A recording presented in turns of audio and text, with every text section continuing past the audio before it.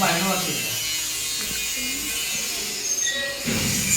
ચલો આપણે આ ફુગ્ગા છે બરોબર. આ ફુગ્ગાને ફૂલાવવા હોય તો શું કરવું પડે? ફૂંક મારવી પડે ને? મારું આને ફૂંક હા ફૂલી ગયો હે ને? ફૂલ્યો ને? હવે એને હવા કાઢી નાખ.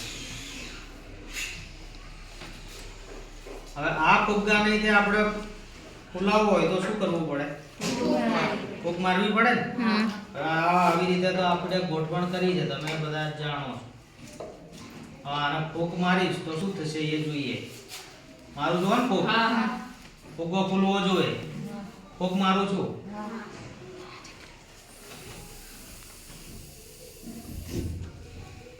બોલો ફુગ્ગો ફૂલે છે?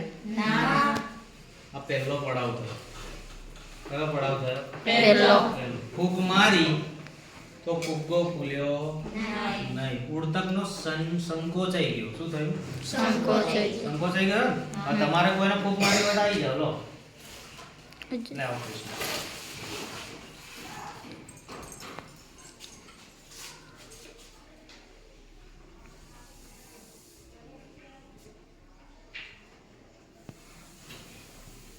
શું થાય છે? સંકોચાઈ જાય છે. આવું થવા પાછળનું કારણ શું એ સમજીએ. તું પકડી રાખ. અહીંયાથી ફૂંક આવે છે એટલે અહીંથી હવા આવે છે અને આ નળી વચ્ચે હવા જાય છે અંદર. આ બરણીની અંદર ઓલરેડી હવા તો છે જ, છે ને? અને બીજી વધારે હવા આપણે નાખીએ છીએ. શું કરીએ છીએ? એટલે અંદર જગ્યા થોડી છે અને હવા આપણે વધારે નાખીએ છીએ તો વધારાની જે હવા હશે એ બહાર નીકળવાનો પ્રયત્ન કરશે. શું કરશે? હવે આ જે નળી છે એમાંથી તો આપણે હવા અંદર નાખીએ છીએ. શું કરીએ છીએ? એટલે હવા બહાર કઈ નળીમાંથી નીકળશે? આ ફુગ્ગો જે નળીમાં આપણે બાંધ્યો છે એ નળીમાંથી હવા બહાર નીકળવાનો પ્રયત્ન કરશે. હવા બહાર નીકળવાનો પ્રયત્ન કરશે એટલે આ જે ફુગ્ગો છે એની દિવાલો ઉપર દબાણ લાગશે અને ફુગ્ગો સંકોચાઈ જશે. શું થશે?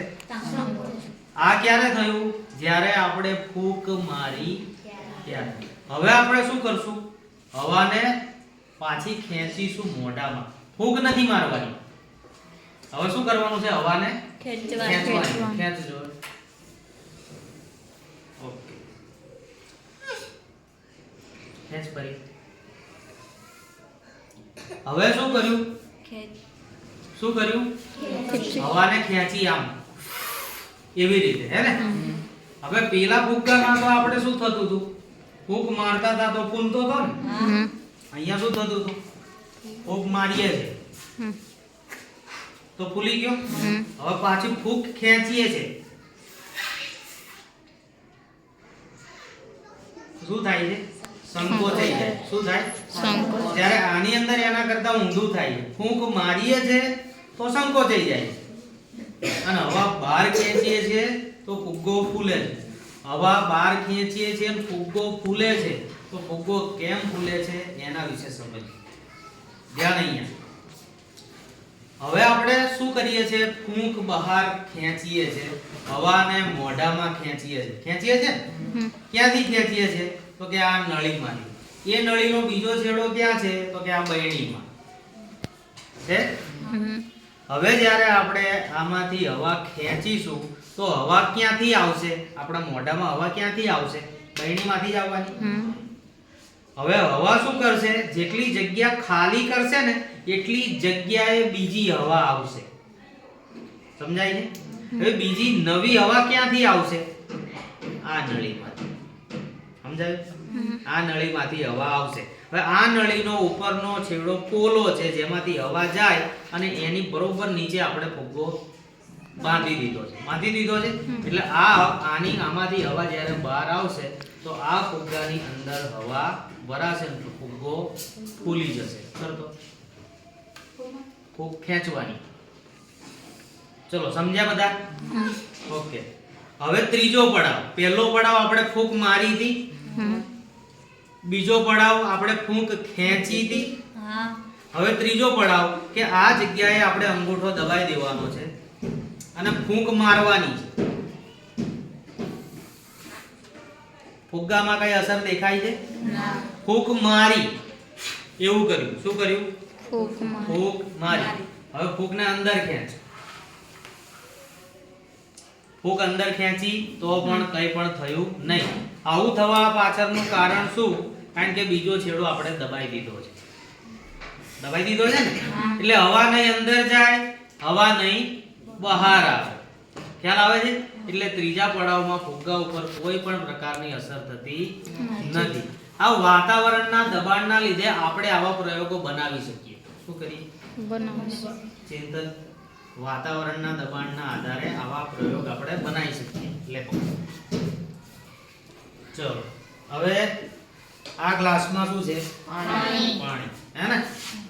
હવે એને આપણે મૂકી દઈએ છે, એના ઉપર મૂકી દઈએ છે આ પૂઠું. શું મૂકી દઈએ છે? પૂઠું. હવે જોજો ગ્લાસ ઉપર ઊંધો થઈ ગયો, કોઈ જગ્યાએથી પાણી બહાર નીકળતું નથી. હવે આને આપણે છોડી દઈએ. અંદર તો પાણી છે ને? આખો ગ્લાસ ભર્યો છે. એના વજનના લીધે તો પૂઠું નીચે પડી જવું જોઈએ ને, પાણી તે નીચે નીકળી જવું જોઈએ ને. કેમ નહીં નીકળતું હોય? કારણ કે પાણી એ જગ્યા રોકી ગ્લાસની અંદર. જગ્યા રોકી ને? શું રોક્યું? જગ્યા. અંદર ગ્લાસમાં જગ્યા રોકી. તો પાણીને જો બહાર નીકળવું હોય તો જેટલી જગ્યાનું પાણી બહાર નીકળશે એટલું ને એટલું અંદર હવા જશે.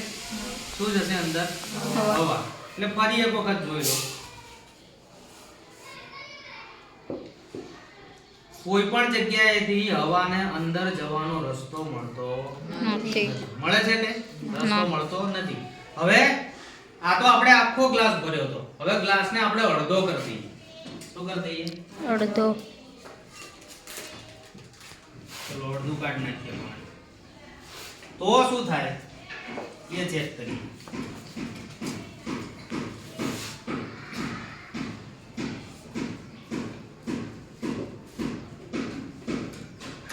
તો પણ એ જ પરિસ્થિતિ. હવે તમે સમજો કે આ જે અંદર છે ગ્લાસ, એની પરિસ્થિતિ કેવી હશે? અડધા ગ્લાસમાં પાણી ભરેલું છે અને અડધા ગ્લાસમાં હવા ભરેલી છે. હવે જ્યારે ગ્લાસ ઊંધો છે તો પાણી ક્યાં હશે? નીચેની બાજુ હશે ને. હવા ક્યાં હશે? ઉપરની બાજુ. હવે જો આ પૂઠું પાડવું હોય તો આપણે શું કરવું પડે? ગમે ત્યાં નાનું કાણું કરવું પડે જ્યાંથી હવા અંદર જઈ શકે. હે ને? એવું કરવું પડે ને. ચલો હજુ થોડું પાણી બહાર કાઢી નાખીએ. જો અડધો ગ્લાસ ભરેલો છે, બરોબર?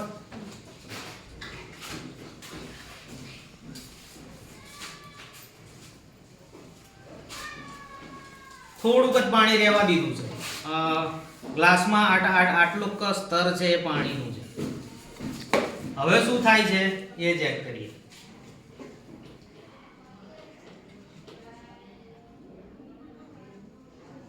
હવે પરિસ્થિતિ શું છે? હવેની પરિસ્થિતિ શું છે આ વખતની? એની એ નથી. પહેલી વખત આપણે ગ્લાસ આખો ભર્યો હતો, હે ને? બીજી વખતે ગ્લાસને અડધો કરી નાખ્યો અને અડધામાં હવા થઈ ગઈ ને? અને આ ત્રીજી વખતે આપણે 80% અંદર હવા છે, ખાલી 20% પાણી, થોડુંક જ પાણી છે. તો એ વખતે પણ કેવું થાય છે? આ પૂઠું પડતું નથી, કારણ કે અંદર જવા માટે હવાને કોઈ રસ્તો છે નહીં. થોડુંક જ પાણી રહેવા દીધું. થોડુંક એટલે બિલકુલ થોડું, જો તમને દેખાય એટલું, હે ને? બિલકુલ છે. હવેની પરિસ્થિતિમાં શું થાય છે એને ચેક કરીએ. બોલો, સમજાય છે? હવે આવા પ્રયોગો તમે ઘરે કરી શકો. કરી શકાય ને? કારણ કે આપણી પાસે પીવાના પાણીના ગ્લાસ હોય, પાણી હોય. આવા પૂઠામાં તો રસ્તામાંથી પણ મળી જાય. મળી જાય. હવે આ લોટો છે, જો શું છે? લોટો. અને એમાં તે ભરપૂર પાણી આખો લોટો ભરેલો છે. છે દેખાય છે ને બધાને અને તમારા બધાના ઘરે તમે ચમકી જાઓ ડરી જાઓ ચકલામાં પગ પડે એવું કહેતા હશે નજર વાળવી હે ને કે ભાઈ મારી છોકરીને તાવ આવી ગયો કોઈની નજર લાગી ગઈ છે તો આમ કરીને આમ રૂમાલ બાંધી દેશે અંદર પાણી ભરી દેશે અને આમ કરીને ઉપર સેજ ભીનું કરી દેવાનું અને પછી આમ કડક કરી દેવાનું જો થઈ ગયું કડક અને પછી કડક કરી અને આ લોટાનો ઊંધો વાળો તો જેવી રીતે તમે આ શીખ્યા પુઠ્ઠા વાળું ગ્લાસ વાળું એ જ રીતે એ જ નિયમ આમાં લાગે હવા અંદર જઈ શકવાની નથી કારણ કે આ પડ છે એકદમ કડક થઈ ગયું છે પાણી ચોટી ગયું છે અને એની અંદર કોઈ પણ સ્તરમાંથી આ આખી સપાટીમાંથી કોઈ પણ જગ્યાએથી હવા કે પાણી નહીં બહાર નીકળી શકે નહીં અંદર જઈ શકે એટલે અહીંયા લાગશે વાતાવરણનું દબાણ જે પાણીને બહાર નીકળવા દેતું નથી પછી તમારા માથેથી આમ વાળ લે અને પછી આમ લટકાઈ દે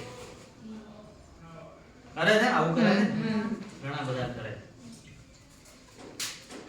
એટલે તમે વિજ્ઞાનના છોકરાઓ છો તમે ભણો છો તો અંધવિશ્વાસમાં ક્યાંય રહેતા નહીં હે ને આ દુનિયામાં જાદુ જેવું કશું છે નહીં હે ને આ જે છે એ બધું વિજ્ઞાન જ છે શું છે વિજ્ઞાન હવે અહીંયા તો આપણે સેલો ટેપ લગાવી હતી ને એને આપણે કાઢી દઈએ અને જોઈએ એક સરસ મજાનો ત્રીજો ચોથો પ્રયોગ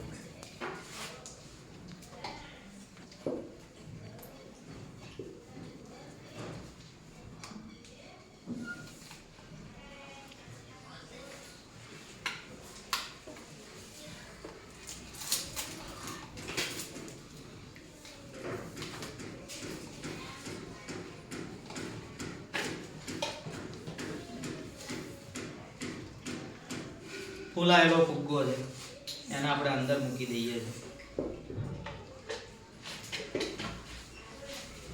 હે ને હવે અંદર કુલ ટોટલ 2 ફુગ્ગા છે કેટલા ફુગ્ગા છે 2 ફુગ્ગા થઈ ગયા છે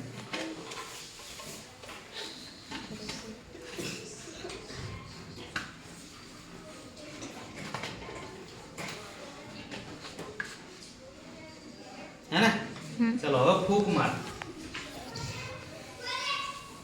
અહીંથી હવા નીકળી જાય છે એટલે એને હું પકડી રાખું છું ચલો ફૂંક માર જોરથી માર ફૂંક તો ફૂંક ખેંચ જોરથી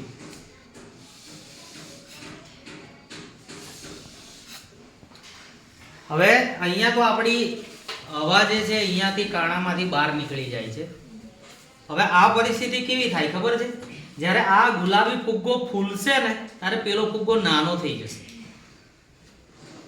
સમજાય છે કેવો થઈ જશે નાનો અને આ ફુગ્ગો જ્યારે સંકોચાશે ને ત્યારે આ ફુગ્ગો મોટો થઈ જશે કેવો થઈ જશે મોટો તો તમે તમારા ઘરે પણ આવા પ્રયોગો કરી શકો